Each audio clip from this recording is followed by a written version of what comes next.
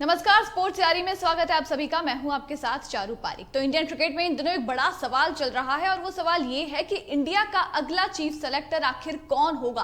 काफी दिनों से इसको लेकर के काफी ज्यादा कयास लगाया जा रहा है, लेकिन अब एक और बड़ा नाम निकल करके सामने आ रहा है और वो नाम है अजीत अगरकर का। अब आप सोचेंगे कि अजीत अगरकर तो वेस्ट जोन से आते हैं और इंडिया को चाहिए नॉर्थ जोन से एक सेलेक्टर, क्योंकि नॉर्थ जोन से ही थे चेतन शर्मा जो कि पिछले चीफ सेलेक्टर थे टीम इंडिया के, जिनको बाद में फरवरी के महीने में सैक कर दिया गया था और उनकी जगह पर इंटरिम चीफ सेलेक्टर बनाया गया था शिव सुंदर दास को। तो अब ऐसे में यही माना जा रहा है कि नॉर्थ जोन से ही कोई अगला सेलेक्टर टीम इंडिया चाहती होगी, लेकिन टीम इंडिया ने चीफ सेलेक्टर की पोजीशन के लिए जो एप्लीकेशंस निकाले हैं वहां पर कहीं भी इस चीज का मेंशन नहीं किया गया है कि उनको सिर्फ नॉर्थ जोन से ही सेलेक्टर चाहिए। साथ ही साथ एज क्राइटेरिया भी वहां पर मेंशन नहीं है, यानी कि किसी भी एज का जो है वो अप्लाई कर सकता है यहाँ पर चीफ सेलेक्टर की पोजीशन के लिए। और यहाँ पे साथ के साथ ये भी चीज साफ हो जाती है कि कोई भी जोन स्पेसिफिक पर्सन वहां पर नहीं चाहिए बीसीसीआई को। अगर अच्छा कैंडिडेट होता है तो किसी भी जोन से वो सेलेक्टर बना सकते हैं। तो ऐसे में फिलहाल वेस्ट जोन से बीसीसीआई के सेलेक्टर की पोजीशन पर हैं सलिल अंकोला।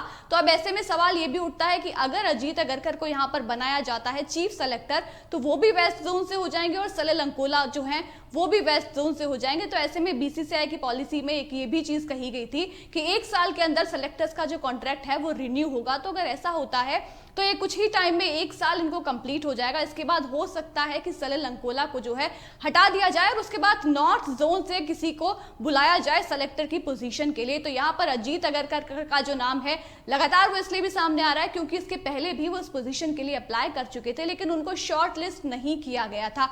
और नॉर्थ जोन की बात करते चले तो यहाँ पर कुछ दिनों पहले एक बड़ा नाम और सामने आया था, वो नाम है वीरेंद्र सहवाग का।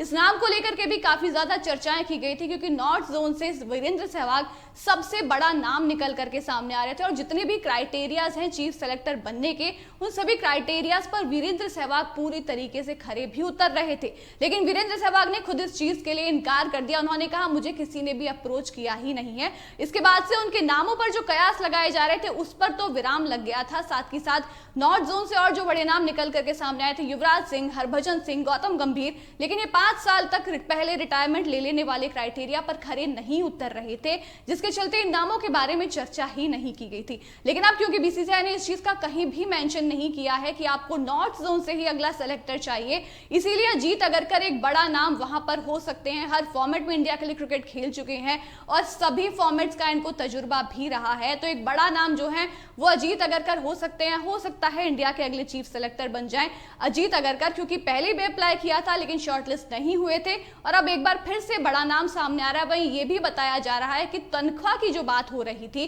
कि पे स्केल बहुत ज्यादा नहीं है, जो चीफ सेलेक्टर है उसको 1 करोड़ रुपए सालाना दिए जाते हैं, 90 लाख बाकी के सेलेक्टर्स को मिलते हैं। तो अगर कोई बड़ा नाम यहाँ पे सामने आता है तो हो सकता है इन जैसे बड़े नामों के लिए यहाँ पर इनका जो वेतन है उसको बढ़ा दिया जाए, 2 करोड़ या 2.5 करोड़ जितना उन कर दिया जाए। अगर अजीत अगरकर जैसे स्टेचर का कोई बंदा वहां पर कोई प्लेयर ला करके वहां पे चीफ सेलेक्टर बनाया जाता है तो हो सकता है अजीत अगरकर को लाया जाए। और क्योंकि जोन भी वहां पर मेंशन नहीं किया है तो हो सकता है वेस्ट जोन से एक और वहां पर सेलेक्टर सिलेक्शन कमेटी में आ जाए, उनको चीफ सेलेक्टर बना दिया जाए। तो आपको क्या लगता है कि क्या अजीत अगरकर अगले चीफ सेलेक्टर हो सकते हैं? हमें कमेंट सेक्शन में अपनी राय जरूर बताइएगा। चैनल को अगर सब्सक्राइब नहीं किया है तो सब्सक्राइब कर दीजिए, वीडियो को लाइक और शेयर करना बिल्कुल भी मत भूलिएगा। अभी के लिए मुझे दीजिए इजाजत। जय हिंद, जय भारत।